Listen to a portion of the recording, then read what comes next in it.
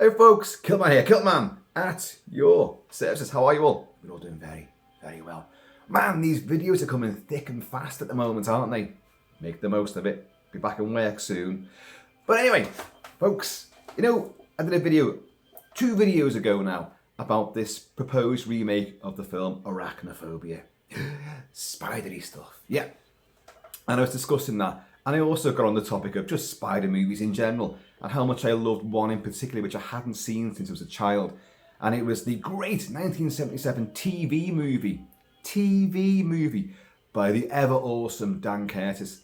Now Dan Curtis was the guy that created Kolchak the Nightstalker, with 2 sensational TV movies that then became a sensational TV show with Jack McGowan as the investigative reporter Carl Kolchak, who uncovers vampires, werewolves, demons, ghouls, witches, all sorts of things, mummies, everything's there. It's a proto-X-Files, because every case he uncovers, it gets hushed up, it gets covered up, it gets buried under the carpet, and Kolchak, don't you say a word about this. You know, it's all big conspiracy, and Dan Curtis created that. Dan Curtis also did the great TV movie Scream of the Wolf, with the awesome Clint Walker, who could be a werewolf. Wonderful stuff again. He did Burnt Offerings with Oliver Reed and the fantastic Karen Black. And of course, Dark Shadows with Barnabas Collins as the eternal vampire. All great gothic stuff. He did a lot. He attempted also the literary greats of The Picture of Dorian Gray, I think, Dr. Jekyll and Mr. Hyde, and of course Dracula, with Jack Palance playing Dracula. All this preamble is to say that he also did a film which was barely ever seen, to be honest. After I saw it it would be the late 70s, probably early 80s on UK terrestrial TV, and loved it and became just fascinated and horrified and forever haunted by it. And never seen it since. The Curse of the Black Widow. And it has all the trappings of his modern day stories, as in you've got mysterious murders taking place, horrible satanic, supernatural elements involved in each of these, and some guy who's trying to unearth it all and what's behind all this, what's doing it, who's getting told, keep out of this, just keep out of this, you don't need to know this.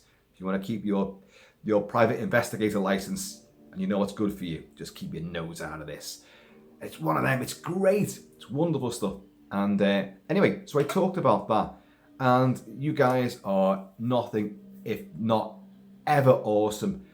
Straight away, your friend of mine, Astrodyne, yes, a traveller in time, Astrodyne, Super Channel contributor. He said, I've just ordered it for you. What? I've just ordered a US DVD of it. Because when I'd done my searches for it, periodically over the years, I've looked for this movie and it's never been around. There's always been like an old steggy NTSC VHS copy video cassette. Well, that's no good to me. Can't play cassettes anymore. And so I never got it, obviously. And on YouTube, there always was a ratty-tatty spider-webbed version of it, which was just in little spiderling chunks of 2 or 3 minutes a piece. It's a 97-minute movie, and little tiny chunks. And it was such deplorable quality. And as much as I wanted to stick with it, I just couldn't do it. So I was like, oh. And I kind of gave up the search, really. In the meantime, a lot of Dan Curtis movies, TV shows and stuff have been coming out and getting proper big Blu-ray treatment as well. So I've been praying for this to come out. Anyway, so Astrodyne said, I found one, I'm going to send it to you, albeit DVD. And then another good friend of mine, going back from a long time ago, from when I used to write for AV Forums, Richard Dicky Duvet Arnott, put a link in the comments section, like, I've just found a great copy of it there, which I think was posted up about a year ago. And it's the full movie, looks great. So I'm going to put the link to it below. So you guys, if you want to see it before I review it and give all its secrets away, because this movie, folks, it's not a mystery whodunit, it's a mystery who spun it. Yes, I'm having that line. That's my line. I can sit back, happy man now. Do you like that? Yeah. Oh, Jesus. Always gets stressed up for the occasion, doesn't he, Mr. Kentucky Fudge? So yeah, and I'll put the link there. So if you want to watch it, go ahead and watch it. I woke up to this morning, around about 5 o'clock, and bingo, I looked at the comments. I thought, what? Can it be? Is it for real? Shall I? Yes, you shall. And watched it on my phone, under the duvet. A great gift from Dickie Duvet, which I watched under the duvet. And folks, it did not let me down. It's infinitely better than I remembered it. Albeit with the restrictions of a 1970s TV budget. But Dan Curtis never let that sort of thing stand in his way. He really told great stories with great actors and great little plots, full of intrigue, full of really ooky, spooky creepiness. This film has all of that. Ghastly murders, a weird mystery detective case to solve, disparate weird characters, bit of love interest, bit of intrigue, and an old curse. It's got gothic trappings all over it, spooky dwellings, creeping through old decrepit places full of cobwebs and yeah, these buggers here. So anyway, I'm gonna discuss it now then. So you can bug out and then bug back in later.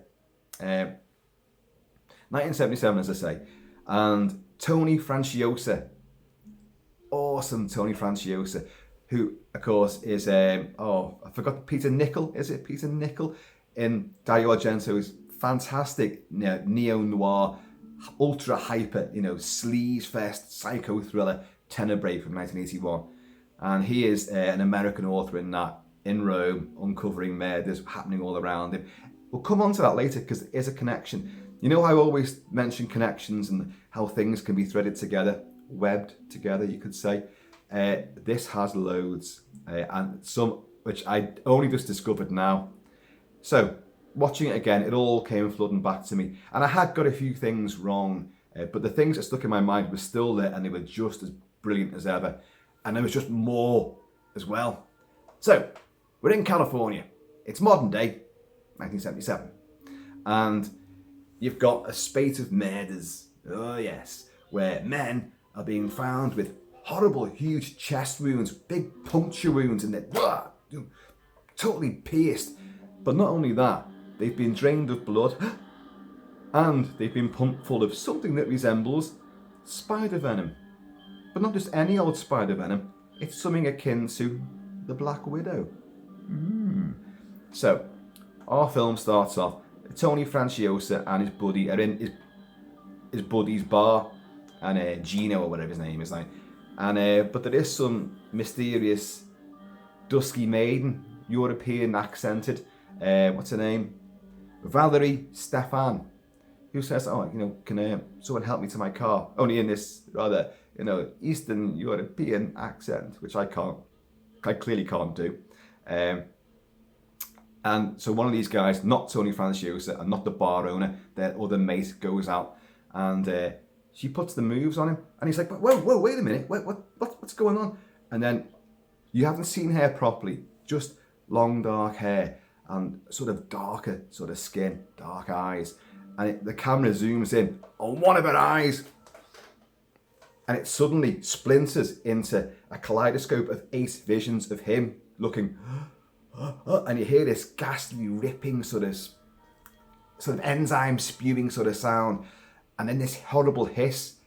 Yep, you've guessed it. She's transformed herself into a giant Black Widow spider. Well, spoilers, folks. That's what it's all about. And he does a runner, and it doesn't get very far, and he gets punctured. And you see, from her point of view, like multi-kaleidoscope, punches going into him. But you haven't seen hair. You haven't seen a spider. You just hear him screaming. It's horrible. And so the other guys, they leg it out there. And one of them, Tony Franciosa, is like looking over, like, what the hell did this to him? What? And he looks at his mate, and his mate's just looking up like that. And he goes, what? And he looks up as well. I'm like, you don't see what they're looking at. But apparently he's just seen what, well, we know it's a giant spider scuttling over the cliff top, like that, and gone. And he said, what did you see? I don't know. I don't know what it was. You can see the shock on his face. That's wonderful. You're hooked. This is the first few minutes. You're hooked straight away. So Tony Franciosa, he's playing a guy called, I forgot his name now. Hilby. I think it's something like that. Hilby. we're just going to call him Tony from now, Tony Franciosa. And names is for tombstones, baby. And but the police chief comes in, and it's Vic Morrow, the late great Vic Morrow, who sadly died in that awful, terrible, tragic helicopter accident on Twilight Zone, the movie. I've discussed him before in other movie reviews. You know him, Vic Morrow, and he plays this police chief he's called Conti. I've got some names written down here, just not the main guy's name. I can't believe it. But he plays Conti, and he was like, look, just keep your nose out of this. I said, but why? What happened to him? Do you know something? And they interviewed the guy that saw this thing. What did he see? I don't know what it was. Just nothing. It was nothing. Like, I tell the man what you saw. And he went, no, you saw nothing. Right. Okay. Off they go. Thanks for nothing. You know. And but Tony Franciosa, he's a private investigator. So he goes into the police station. He's like trying to wear him out details.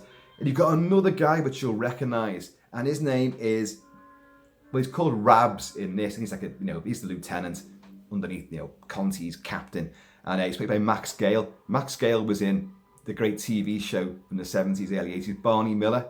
Remember that, Barney Miller? He was in that, and he's wonderful. He's got this permanent sort of bemused smile on his face, like he knows something that you don't, and indeed, he does, or rather, he suspects. So our boy tries to get information out of him, he's getting nothing at all. So, and like he's told, the captain comes in again, like I told you before, keep your nose out of this. Get out. You want to keep your job, keep your nose clean, then back away from this case. It's got nothing to do with you. But I can help. No, off they go. But he goes into the autopsy room, the coroner's office, and it's a very strange fella.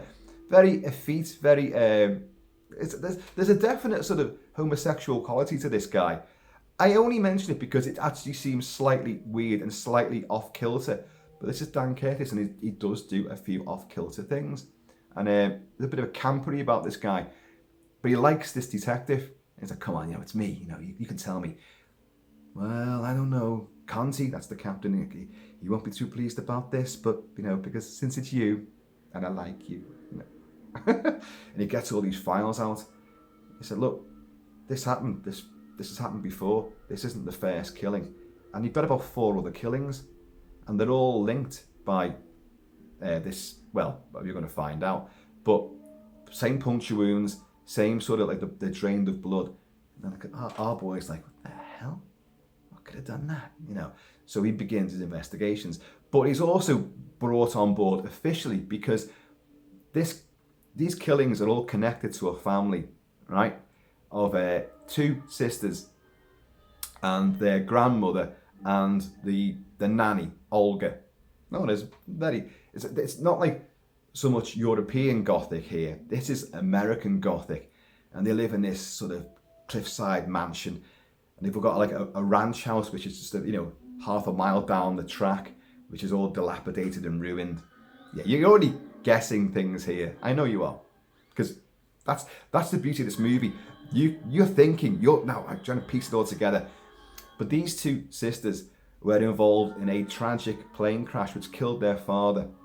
And they and their mother, the mother was giving birth on the plane as the plane went down. The mother and the 2 kids survived. The mother apparently died, I think, I only just watched it as well, I think that she died in a fire, but the body was never found. I know, it's something like that. It was never conclusive, and they never found the body. Wow. Again, there's still no whiskey in the house, so I'm stuck on this. And but one of these sisters, played by, hang on a second. Donna Mills. No. It's Patty Duke. Patty Duke plays Lee, who's the lovely blonde one. And she comes to ask our PI hero, look, the police are leaning on me, and I want you to investigate this murder and the other murders, because she's lost husbands and fiancés in the past under very mysterious circumstances, very similar to this, puncture wounds and spidery stuff. So the police are obviously, hang on, what's the big connection here? It's you, isn't it? It's you. So they're leaning on her, and I guess like a suspect. So she's gone like, it's nothing to do with me. I can't help.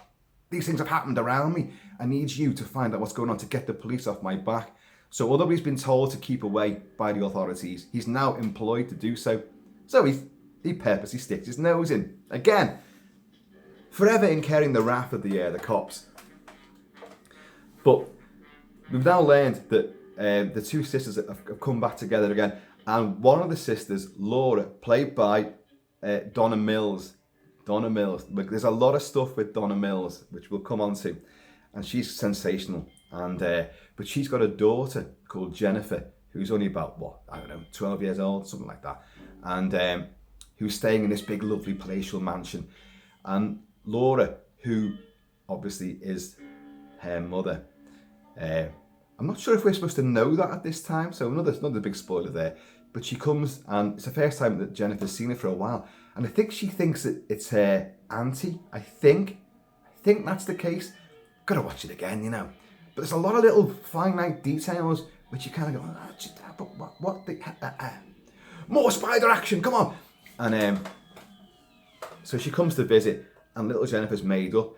And then, but the sort of the nanny, Olga, this older woman, like, is going like, well, I take it you're going to stay for a while. Yeah, just a little bit. And I'll see Lee, that's her sister, the one who's obviously implicated in all these murders. And so, but you see in this early scene, she goes upstairs in this lovely gothic mansion, up these big staircases, turns around, looks at one door, looks at another, knocks on the door, goes in, and you don't see who she's talking to, but she just goes, hello, how are you? End of scene. So back to our detective stuff. Our boy goes round to the house of this, the lovely blonde, why am I getting these names myself? Patty Duke, who plays Lee. And they're going to go have a walk on the beach. He said, I've unearthed a few things. Let's clear our heads and go outside and talk. But it's cold out there. You better put something on. She's not nude, by the way. Put a jumper on or whatever. And she opens up the closet, and a bloody tarantula comes out, doesn't it? Hits the floor. And he just goes, whoa, Jesus. And he's about to put his foot on it. She goes, no, don't do that. And she gets a book and a jar and she scoops it up, and they walk out to the beach and she lets it go. She goes, no, just let them go. I'm not afraid of them. You know, they're fine. So you're going like, you've got a connection to spiders, have you not? You like them, don't you? And he's like thinking a bit more. Another murder takes place, and the murder is of the bartender who runs the bar that the guy was in, the first murder that we've seen. And it's this girl, it's this same Valerie, what is it called? Valerie Stefan comes in, and he phones our boy and he says, listen, because they've said about this woman that was in there, and this guy went out with her to walk into a car, and then next he had a scream, he never saw this woman again. And they're going, well, this woman's name's cropped up before. So there's all these implications of these sinister ladies. And like, I think they're trying to think, is this Lee? Is she really this woman posing and she's going out committing murders? Well, there was something going on there. Anyway, but this European weirdo is in the bar, and this fella phones up our hero, Tony Franciosa, and he says, it's 4 a.m. and he's going like, look, she wants to go to police. And he's going, well, just take her there then. Take her to the police station. Explain everything. He goes, no, there's something weird here. I'm going to bring her to you first. He's like, okay, well, bring her here then, bring her here. Anyway, they never get there, do they? Because what happens, they're driving down one of these cliff-top roads, and this is one of the scenes I really, really remembered. And suddenly, they pull over, they stop at lights, and she leans over, takes the keys, and just gives him a seductive sort of like, mischief, gets out the car and runs off. He's like, what are you doing? So he runs after her. I think his name's Gino. He's like, what are you doing, lady? What are you doing? Come on, give me the keys back. And then she puts the moves on him. He's like, what the hell? You're crazy. And then, yeah, you guessed it. Into the eye, splinters, hissing noise. And his reaction, he's like, Jesus Christ. You've got to imagine what you're looking at there. And it's just, so he pegs it off, but she's clearly going after him. And he runs a few tracks, and he gets into this zoo. And like, this is what I remembered. And he gets to an enclosure where it's just cages all the way around, and it's all tigers and lions and stuff like. And it's against the bars, and they're all going ape shit, like tigers and lions and bears. Oh my! And they're all going ape shit. Hey, and but this thing hissing comes towards him, and you're looking through its 8 eyes, and it puts the and it's, for a TV movie, it is violent, because you see the he's going, oh Jesus, and blood's coming out of his mouth, and he's like and it ain't pleasant. So obviously the next scene, you've got the police are all there and they're looking at his body and all that. Oh Jesus, another one.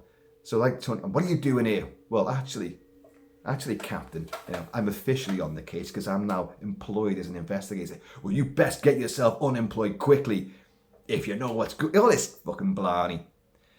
Anyway, our boy gets a phone call from, remember the guy I said from Barney Miller, who's like the lieutenant or the sergeant or whatever. And he says, look, if you're really serious about getting involved in this case, you might want to look at this guy. He's there was a witness to one of the earlier murders. They've happened over the last sort of 4 years or something like that, these murders. And including one on a ship with the spider-loving babe, Lee, who was his husband, who apparently fell overboard, but under mysterious circumstances. Yes. And anyway, so this guy's an ex-boxer, but he's also a wino. He dropped off the scene because no one believed his story. He's like, well, what story is that? But he thinks he saw the killer. You go and track him down, and then come back and talk to me again. And he's like, but don't tell the captain. No one knows about this. I'm just telling you because, okay, I like you. They all seem to like him, except the captain. And so off he goes, and he does track this guy down, and he's running a gym, gymnastics stuff like. And he's a big burly dude. He looks like the captain in Mad Max, the original Mad Max. Mad Max's boss, basically. Fifi, his name is in that. Like Roger. Oh, I forgot his name as well. Anyway, doesn't matter. So he said, look, what do you want from me? He said, I got ridiculed last time I came out with this. No one would talk to me. I'd lose my job, and I was somebody, and now I'm a nobody. But what is it? What did you see? What did you see? You sure you want to know? That's why I'm here. I'm trying to help the woman who's involved in this and need to know what you saw. Everyone else is dying who's seen it. What did you see? Well, it's a giant spider. And our boys go, what? And he goes, see, I told you. No one believes me. But he's like, spiders, puncture wounds, spider venom. Ooh, what's going on here? Okay, so he goes back to this detective, and he says, like, yeah, he told me it was a giant spider. Why didn't you just tell me? Why did you send me on that wild goose chase? And he's going like, I didn't want to come out with it. I wanted you to hear it from someone else before I tell you what I think's going on. Well, what do you think's going on? So he pulls out all these, and I'd love a library. In fact, I've got a library like this where I've got books of old rituals and legends and myths and transformations. Tons and tons of books on werewolfery, witchcraft and Satanism. Yes, I'm one of those dudes. Yeah. Witches brew. And he says, look, there's lots of legends about women that can turn into spiders. He's going, what the hell? He said, look, there's an Indian story about a woman that would lure men, travellers, into a lonely cave. She'd transform to a spider, and she'd wrap them up in webs, and she'd feed on them. And he's going like, what the hell? Where's the connection to this? He said, the bodies are drained of blood. He said, do you know how a spider kills? What a spider does? And I fucking know, because I got bitten by one, didn't I? Only a few months ago, and I've still got the scar. You've heard all about it. And he said they've got big fangs, and they'll puncture the victim, and they'll wrap it up, and they'll drain the blood out of it, and drain all the fluids out of it. And that's what they do. But they pump venom into it to paralyse the victim. And they're going like, this is what's happening to all these men. And there's always a woman involved.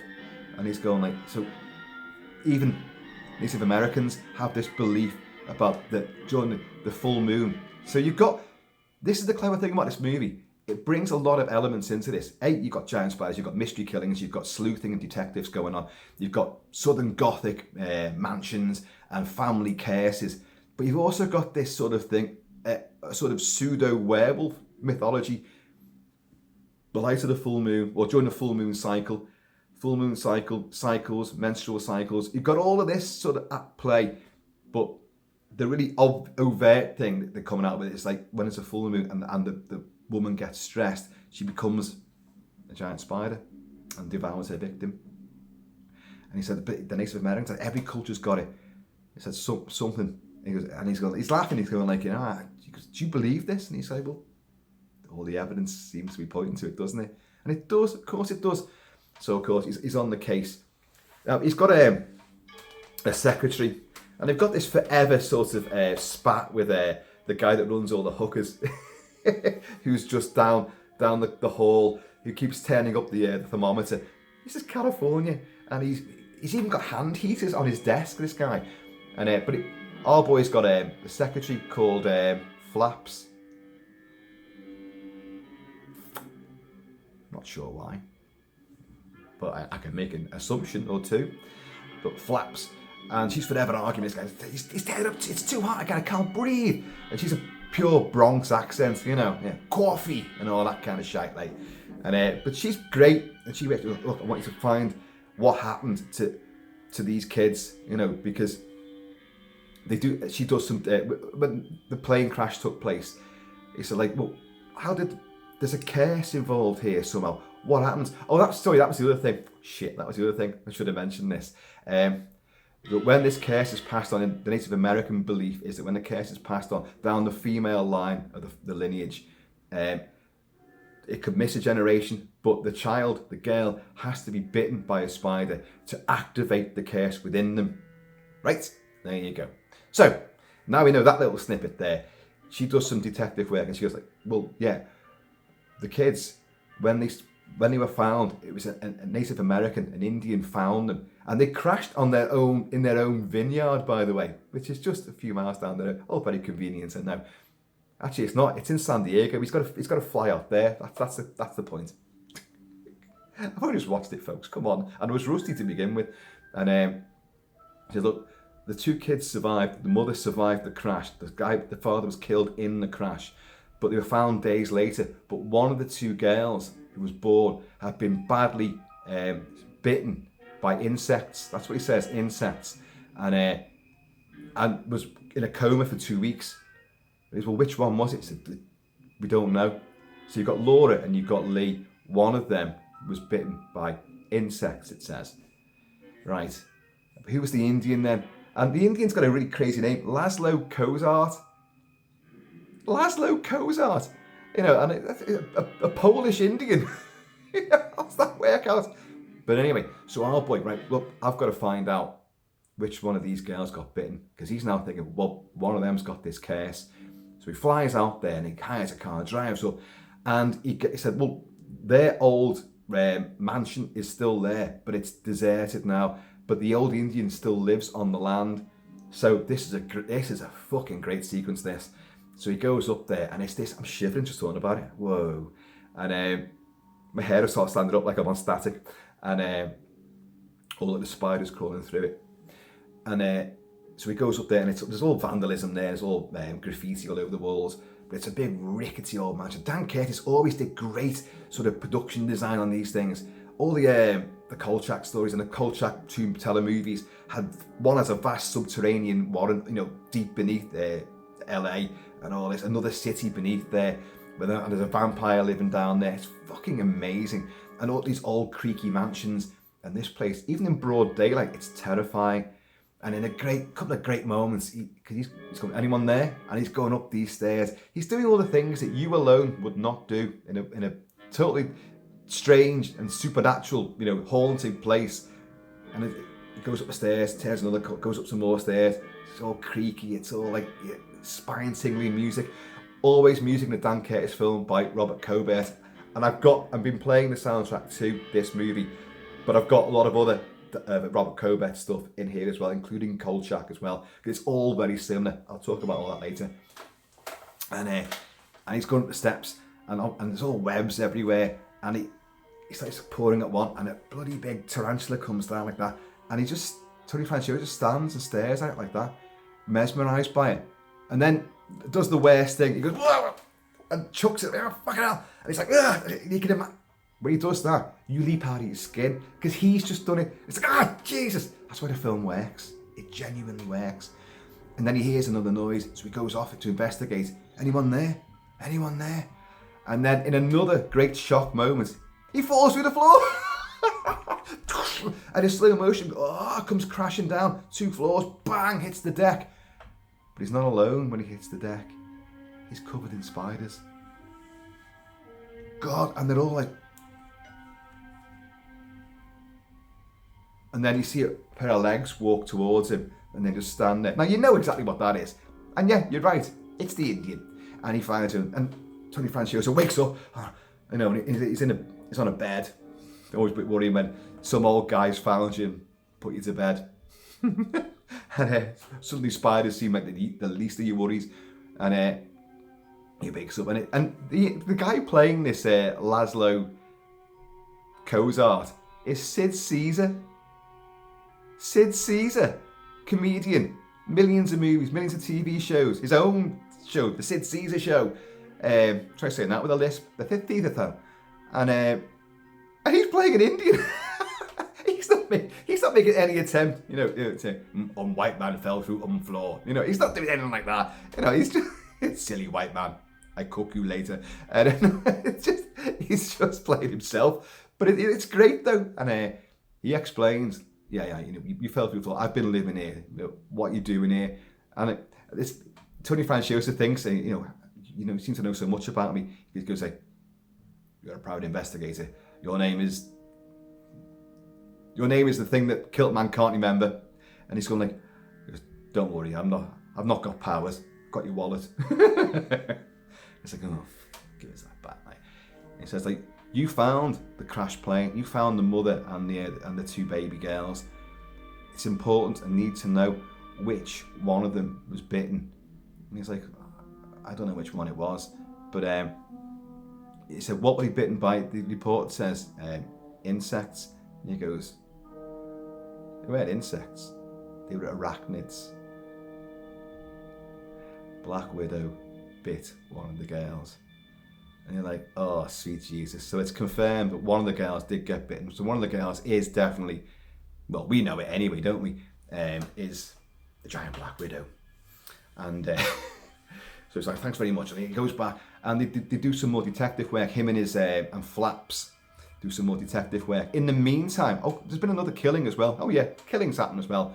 And Laura, who's we know is the mother of Jennifer. Hope you're keeping up with all this. She has, it seems to have a fella in tow, but he's got a previous history with Lee. This seems to be, well, this is what you're going to find out. And Lee and our boy Tony Franciosa have gone out for a drink and a meal to try and, you know, get away from all this spidery stuff and the murders and suspicion, and let's just have some fun, shits and giggles. But Laura turns up with this other guy, this, you know, 70s mustachioed porn star, sort of, you know, hunk. And but he clearly knows Lee, and he says, "Come on, Lee, let's dance." You know, "I don't want to dance." You know, let's dance. But they fit. So he even says, "Look how well we fit together," because they've previously had a dalliance, haven't they? So this is one of Laura's fellas, and Lee has her sister has obviously bumped uglies with him, and she knows about it. Anyway, they break the whole thing off, and our boy takes her back home. He goes, "Oh, look, you know, don't worry about it. He goes, "I'm sorry about that." Anyway, later on, she gets a knock at the door, and it's this boy. You know, these chances, you know, like, "Look, you know, you left a bit too suddenly before. Why can we pick up where we left off?" She's like, no, we can't do this. But they do. So you cut to like the scene after the deed has been done. He's putting his shirt on. "I'm gonna go and fix myself a drink." What does that mean? Fix yourself a drink? Americans always say it. I'll fix some drinks. Are they broken? What exactly are you fixing? I know what it means, but it always sounds dodgy to me. "I'm going to fix myself some breakfast because I broke the last one," you know. I don't know. So anyway, off he goes, and she's going like, "Do you want a drink?" And she's going like, "No, and I want you to leave now. There's plenty of other places you can get a drink in town. Leave me now. This was a mistake." Off he goes. And what we get next is they all arrive at his apartment, and it's in massive fucking disarray. things overturn. There's bullet holes from a 44 Magnum, no less, in the wall. And we see his body. And normally we've seen these victims and they're just punctured and they're like, you know. But this time he's drained of blood and he looks ghastly. And they're like, oh my God, you know, and cover it up quickly. But our boy arrives there. He's like, but I know this guy. I was with him just before. And he explains all the situation and all that. Like, let me look at, you don't need to see him. Pulls the shroud back. And it's one of them, you don't need to see his body again. You just see Tony Franciosa go like that. He goes, all this stuff is cementing all the evidence that they're drained of blood, they're filled full of toxin, drained of blood, and they've been, punctured massively by quite clear, huge fangs.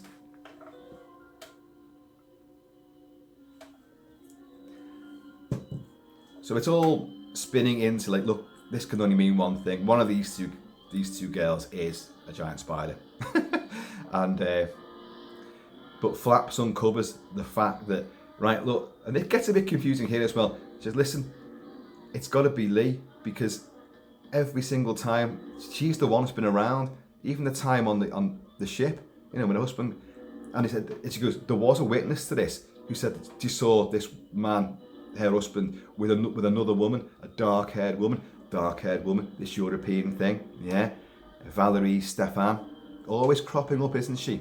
This other woman, and but Lee investigated, and apparently there was nowhere, they couldn't find trace of this other woman, this Valerie Stefan on the ship's roster, so it was dead end.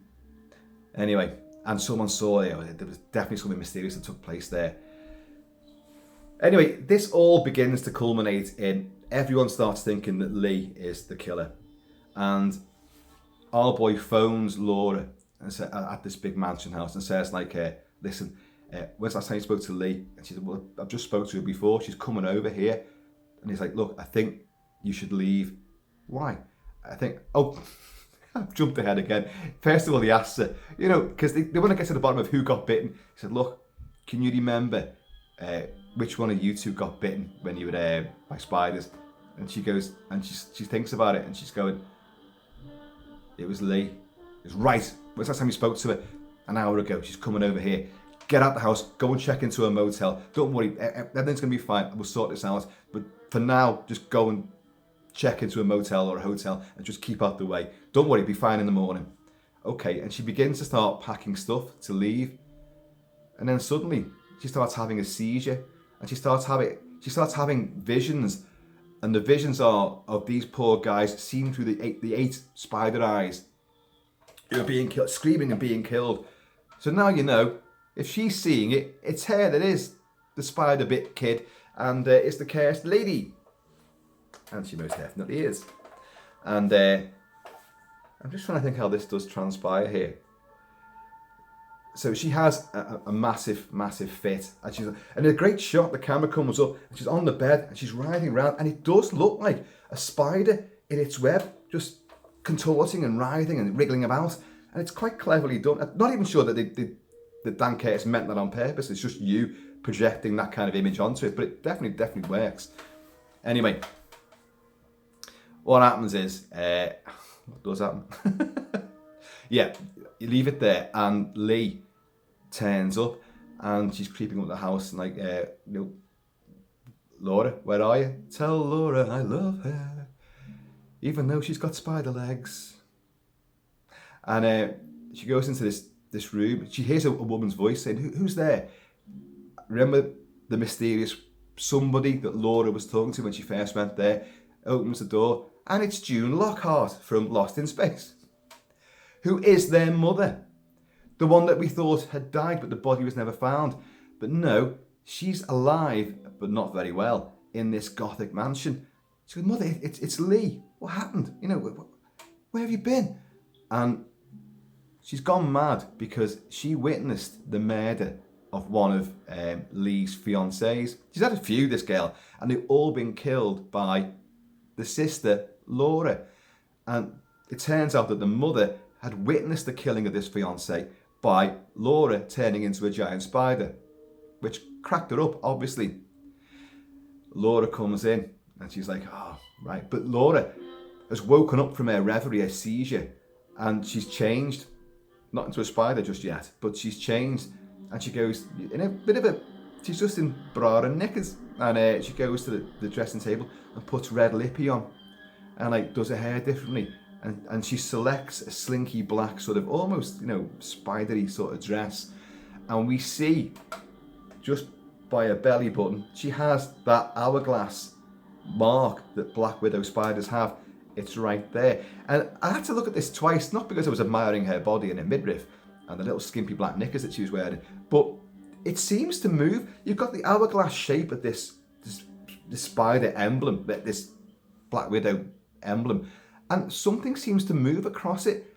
And I thought, is that meant to be like something inside it wriggling around, or was it just a shadow and the camera move? I don't know. I watched it a couple of times and I still couldn't get to the bottom of it. Like, I don't know, but either way, so you know who the real Spider-Woman is. And she walks in, she confronts her sister and her mother, and then we get the whole thing. Like, yeah. But what it is, Laura, the loving sister, the mother of Jennifer, she's innocent. Because she's been cursed and she's become this Spider-Woman, you know, when there's a full moon, and she goes out and kills, and she always kills the fellas that her sister has, because a lot of them have been fellas that she was interested in, or fellas that she was going out with, and Lee takes them off her. So Lee's, you know, a bit of a filthy whore, you know, stealing her sister's fellas. But to combat this, Laura has developed a bipolar split personality, and she becomes Valerie Stefan. Yeah, and even though Laura hates the fact she's a spider, and she wakes up like the werewolf wakes up after a night of carnage, and it's just traumatized, and you know, just I can't believe it, self-hate and loathing. That's what Laura's like. But to combat it, she becomes this other person, and this other person embraces the spider, wants to be the spider, goes out, finds fellas, fucking devours them. Black Widow mates and kills, and she transforms in front of them, and poor old June Lockhart, the mother, just mind goes, throws herself out the fucking window, and there's a lot of people that fall out of windows in Dan Curtis movies. In Burnt Offerings, Oliver Reed goes out the top window of a southern Gothic mansion and lands face first with the windscreen of his own car. It's a really good gore effect as well. I digress. So we've just lost the mother now.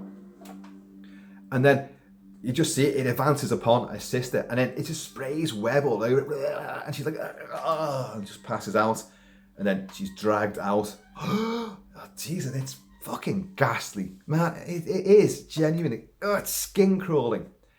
In the meantime, Olga, do you remember Olga, the nanny? She turns up with little Jennifer, because they've been in the cinema. But Olga knows something's not right, and she's like, looking around, I think she can see the packing, suitcase that, you know, obviously Laura was going to pack her stuff into, and she's like, something's not right here. Jennifer, just go and brush your teeth, put your nightgown on, go to bed. I'll come in and kiss you goodnight later. But no, I want to tell me more. No, just get in there. Go to bed now. And she goes into the room, she sees smashed window, wreckage everywhere, there's web everywhere. Remember that old house that's further down the track? When I previously mentioned this in my broken memories of it, I said it was like a beachfront house. It's not. It's on the side of a lake. But anyway, it's like a big old farmhouse, multiple floors and a big cellar as well. And so she goes in there, climbs up the stairs, and she finds Laura. It's back to being Laura again. And she's lying there, she's whimpering on the bed, and she's going like, Laura, what's happened? And she's like, I didn't want to do it. I know you didn't want to do it. And it's genuinely heartbreaking. And like, because Laura doesn't want to do any of this. She's as much a victim as anybody else. Not her fault, is it? And she goes, don't worry, just try and get some sleep. I'm going to sort this out. Because she now thinks, you know, she's obviously hurt her sister and probably killed the mother as well. And she just goes, I'll sort this out. And then the camera follows her, she goes off and she pulls out a little revolver. And then she just turns around, and it's not Laura who's standing there. It's Valerie Stefan. She goes, you may be able to fool Laura, but you can't fool me. And then obviously, oh God. Well, in the meantime, our boy and Flaps, his secretary, have turned up there because they said, "Oh, we're gonna come to you." Like, and he's got his own gun as well, which Flaps has said, "Don't forget this. You always seem to forget this." Now remember, the other guy fired 6 shots from a 44 Magnum, which did nothing. And the old Indian Sid Caesar, said to our boy, look, you know, the legend of that Spider Woman, they can't be killed. They can't be killed. Nothing can kill them. Except fire. It's like, except fire. And silver bullets. And falling from a great height. And a great big boot squashing them. A big can of Rays. Raid, it's called Raid, isn't it? Shh, that spray stuff. And, God. And, no, he just says, no, nothing can kill them. Except fire. Okay, right, fire. Right, off he goes. So that was before. So he's turned it now, he's got his own revolver.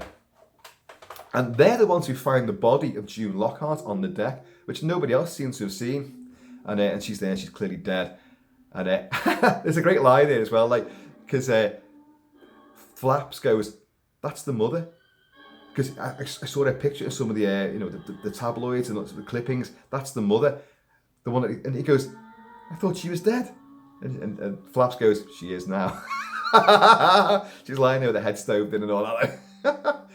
So they go and then they find wreckage and all that. And did he hear a scream? I'm not sure what they hear. Anyway, he goes, there's an old farmhouse. That'll be where they are. So, oh, they've got Jennifer, sorry. And Flaps is sitting with Jennifer. And they called the cops. They called Conti, Vic Morrow and all that lot. The cavalry are on the way. So just sit there with it. Jennifer, everything's going to be okay. And so he thunders on down there and does some more. Another great sequence. This is even creepier though, of, you know, sleuthing around an old web-encrusted dwelling. Oh, creaky stairs, noises and rustlings, and Jesus, shadows everywhere.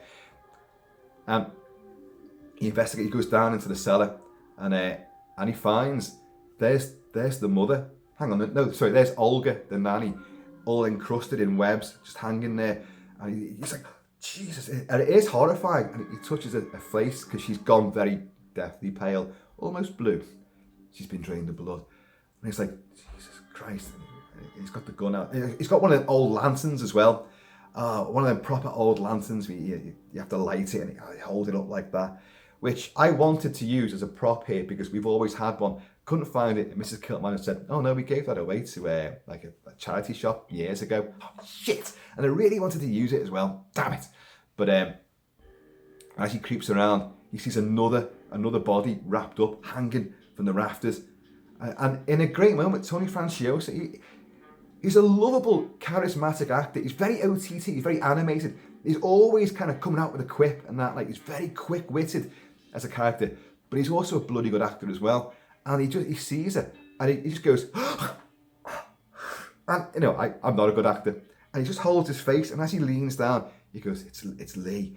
But he's got an attachment to her now, and it's just, you can feel it. He's like, oh, Jesus.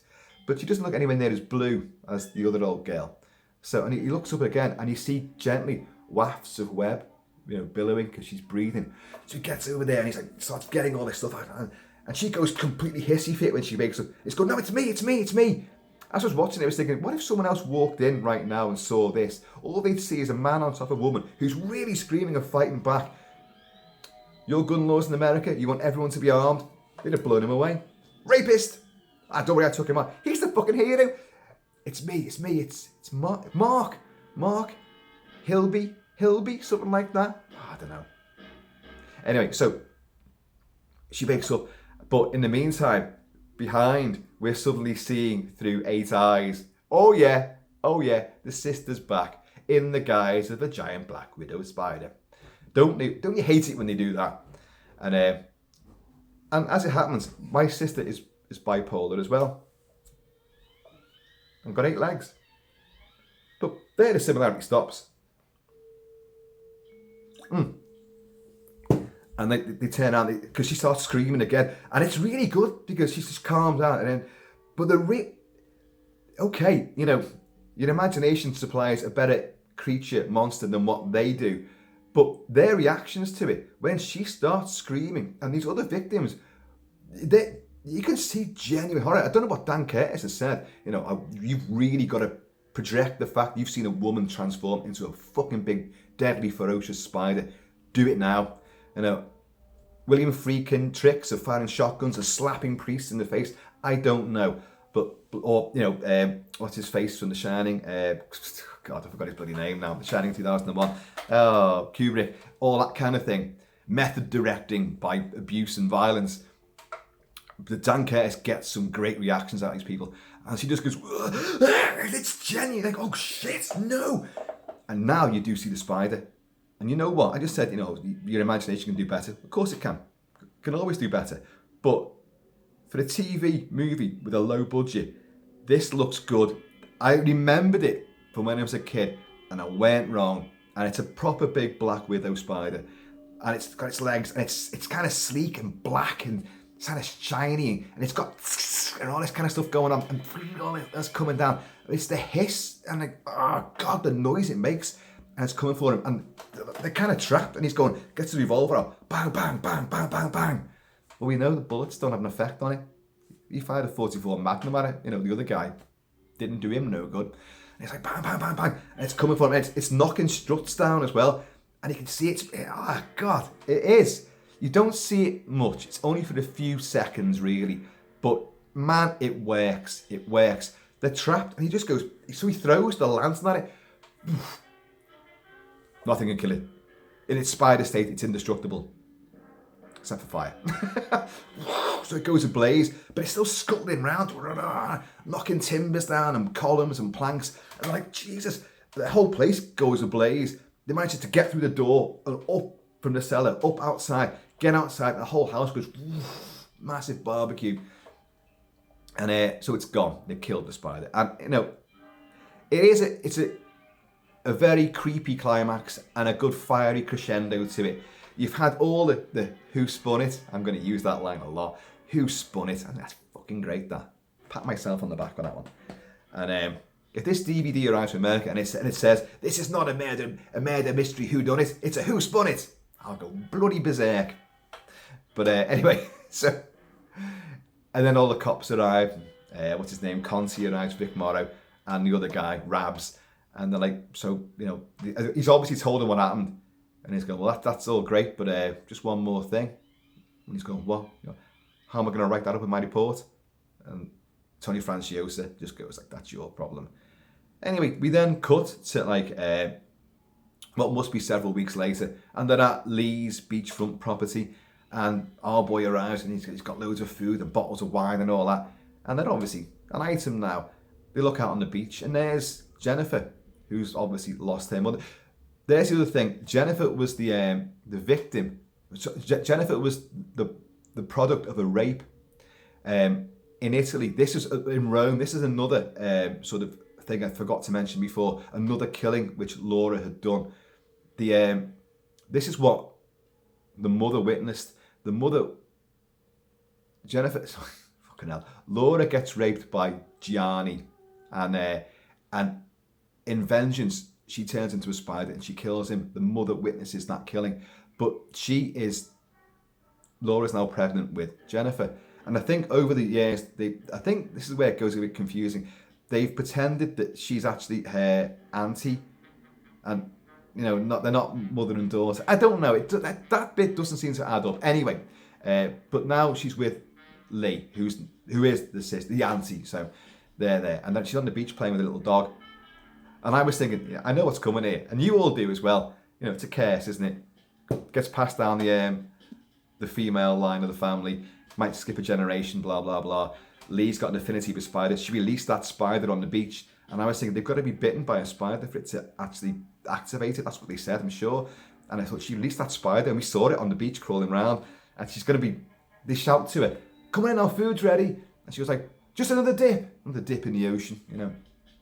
Puts the dog down, and she, you know, gets down to a swimming costume, and she's heading into the water. And I thought, well, where's the spider? Anyway, it turns out it doesn't really matter because it's already there. Because what's happened is she turns around to wave to them, and the camera sort of pans down, and by her belly button, she's got, yeah, you guessed it, that little fucking mark. You would think that girl is going to say, by the way, Mum, Auntie, what the hell is this on me here? Is this a birthmark? And they'd be like, but it's one of those great little twists at the end of one of these things, and the thing is, you can see it coming.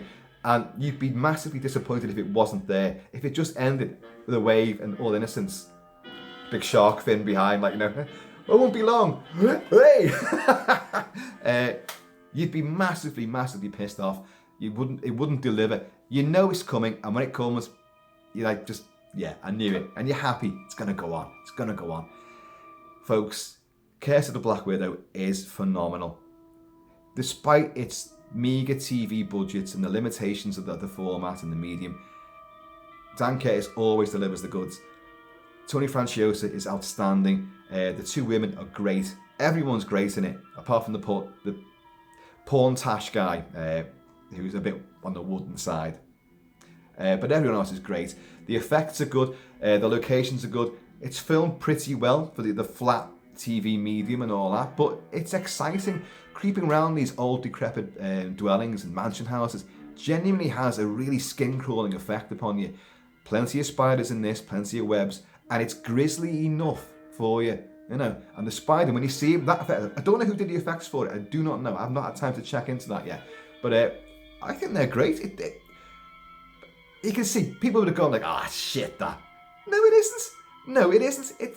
What do you expect from them? You know, and they're lucky that the Black Widow spider isn't covered in fur and hairs, because as we discussed with like eight-legged freaks, when they made the giant tarantulas and giant hairy spiders, they just look like big cuddly bears, because they're too cute. So they have to shave the hair off these things, well, digitally remove the fur off these things to make them a bit more fleshy, to make them more sort of organic and meaty but this thing, because it's so sleek and black and shiny, just fucking horrible, a bit like that bastard there, Shelob.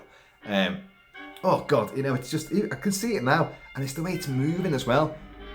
You've got to imagine that these things, I've done videos on this before, when we had that great big spider in our old conservatory, which was the big multicoloured thing. It looked like something out of Avatar. It was that beautiful, bioluminescent. It was amazing, but it was unusual. He wasn't the one that bit me. That was ages ago, that. And he just died. And I grew to love him, actually, and respect him, but he was big. Now, I've said it before, why have we got this collective fear of spiders? Why? Well, because they say, well, giant spiders didn't exist. Well, they don't have a skeleton structure. So they're not going to leave fossils of these things, you know. And I reckon that they must have been bigger. In primitive times, primitive man must have encountered these things, and they were bigger.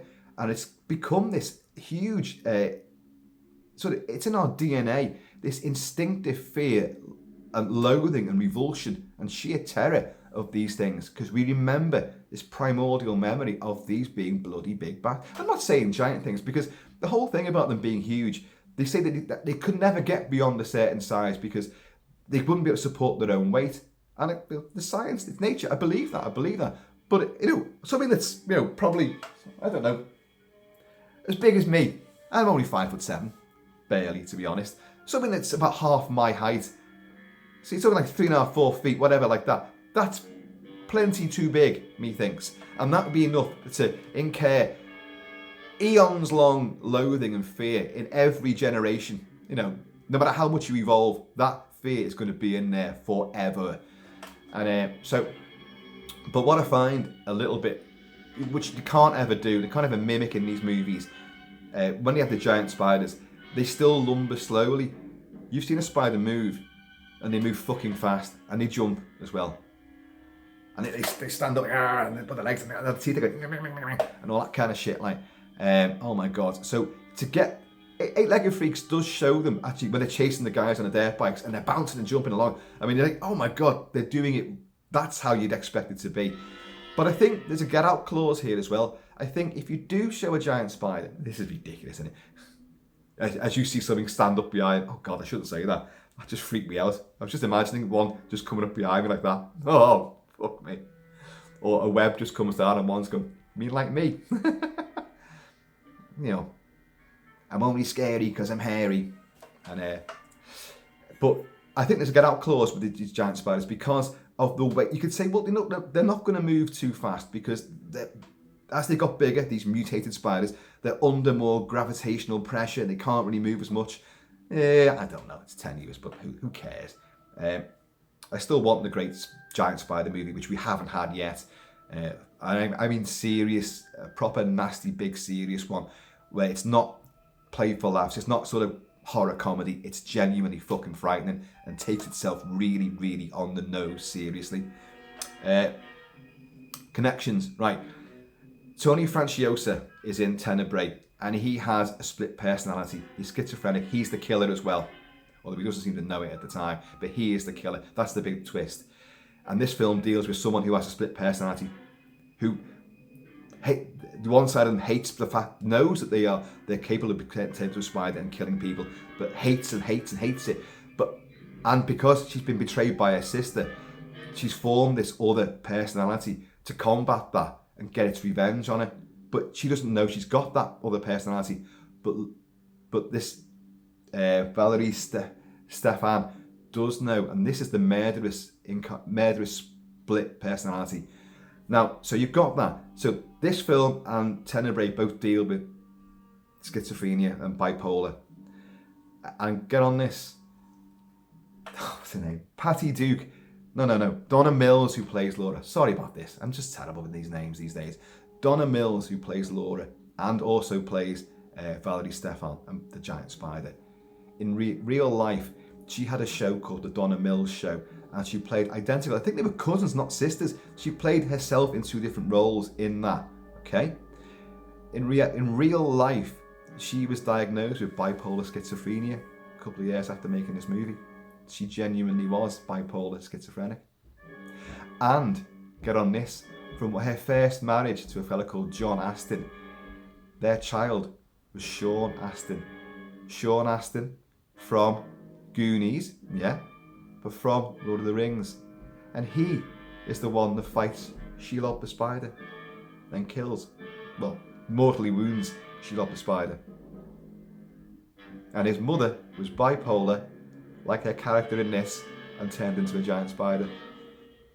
Love it, love connections, love that kind of shit. And you couldn't make this up, could you? You genuinely couldn't make this up. So 2 of them, Tony Franciosa goes on to play a character who has the same condition, albeit without the spidery elements, but is a murderer. Donna Mills has played split personalities before, goes on to actually be diagnosed having bipolar schizophrenia. Also has a child who then goes on to fight a giant spider in another movie. I'm sure there's more than that, but anyway, they'll do for now. Robert Cobert and his fantastic and always identifiable scores for Dan Curtis movies. Hear that? Bam, bam, bam, bam, bam, bam, bam. That is from Curse of the Black Widow. It's very similar to the Carl Kolchak theme, which is always like dun dun dun dun dun dun. There's every little clue, every little new killing, and you see Kolchak going, "What's going on here?" And a shadow would go across him, and you'd hear dun dun dun dun dun dun. And you've got the same motif playing here for this guy, for Tony Franciosa, doing his detective work into the supernatural and the weird and crazy and murderous. But a lot of Robert Cobert stuff is elaborately creepy, and he uses clarinets and bass clarinets and oboes. You know, these really, there's got to be a bit coming up. And, you know, deadly prepared pianos where it's dead sustained, menace, foreboding. I'm waiting for the clarinet to come on. Ordinarily, you can't move the clarinet in his scores.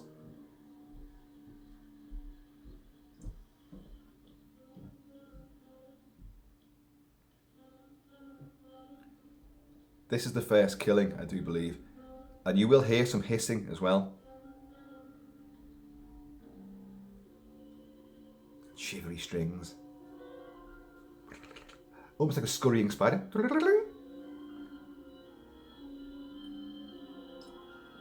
don't know if make these last a long time, don't I? Can't do that with whiskey. The whole fucking thing goes that. That's the spider. That's her. That's Valerie. Laura.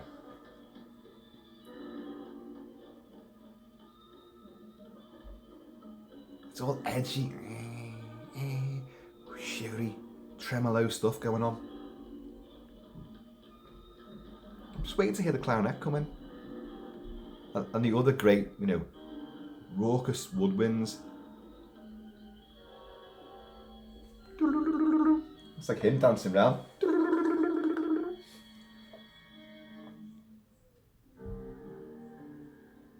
Oh, come on, don't make a liar out of me.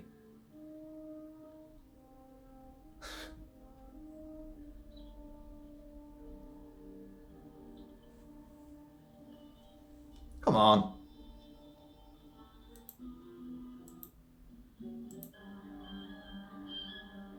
It's almost Twilight Zone there.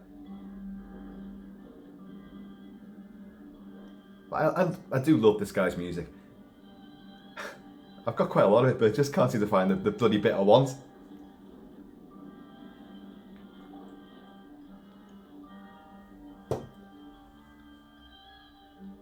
Oh, come on.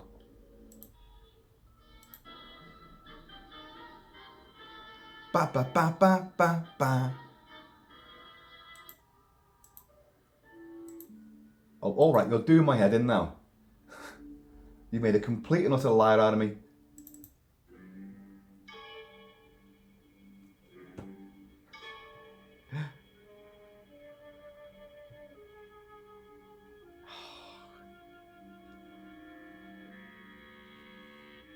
There you go. Normally you get a lot of that sort of stuff. It's got that, it's a really, that sort of deep, guttural, but also very tense sort of sound. And by the way, that is not from Curse of the Black Widow. That is from his version of Dracula with Jack Palance. But you see how it sounds very similar. It could be the same movie. All the scores bleed into one. Here you are again. I love that. My daughter was great at playing the clarinet. The only problem was that our husky dog would always compete with her and start howling and yowling, and oh god. So in the end, she just put it down. Forget it. Clarinet career was over. But yeah, so Curse of the Black Widow. Finally tracked it down. I'm going to put the link below, as I said before, so you guys can check the movie out and then get back to me and say, what a pad of shit that was. I just love it. It's that sly, isn't it? It's almost taunting. But I hope you have a good time with it as I did. I think for me, it's because it's not quite a formative memory, because I've been watching films for a lot longer, you know, before that, obviously from a very early age. And but it's a film that I was never able to see again and really wanted to. And yet some of its imagery and its sound effects and just some of the scenes are indelible. Like Primitive Man and the Giant Spiders, we've never lost that memory.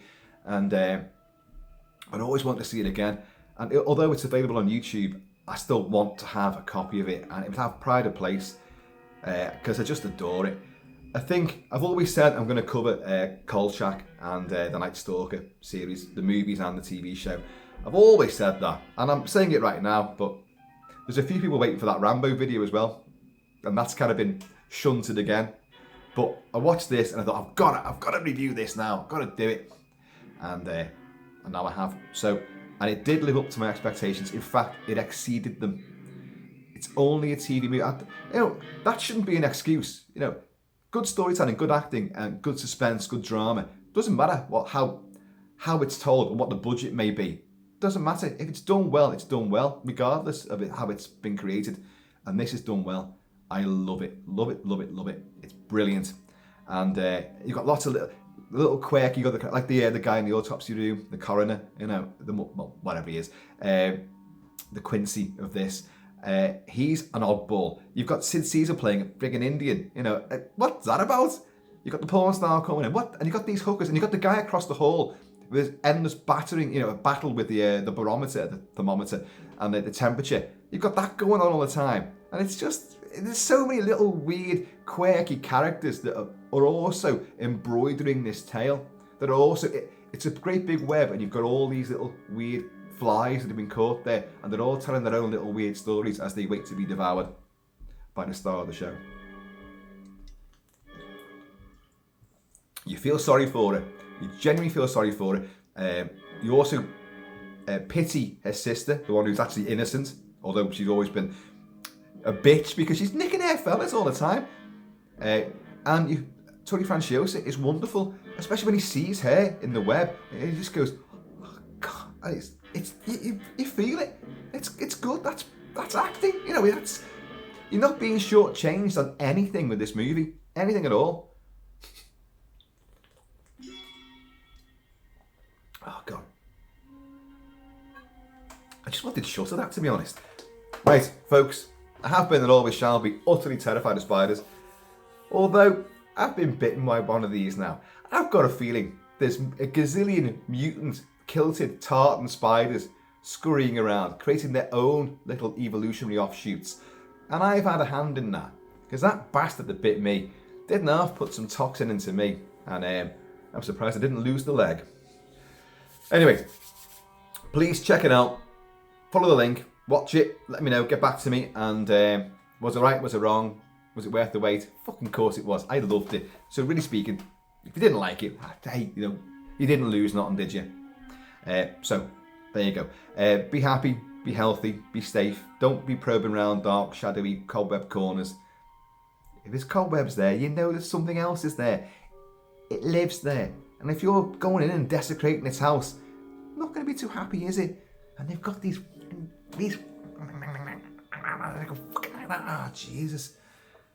And the thing is, the smaller they are, the more deadly they are. The bigger they are, they carry less toxin. Or less the toxin's less potent to us. It's the little bastards. And then Black Widows, mate. Yeah, they kill you just by putting the eye on you. Just one of their 8 eyes. Yeah, can have you, fucker, you know. Can you do this? Anyway, folks, please keep it Celtic, keep it Celtic. And I'm going to see you all.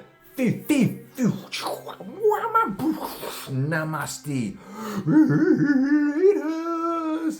It's not a mystery who done it. It's a mystery who spun it.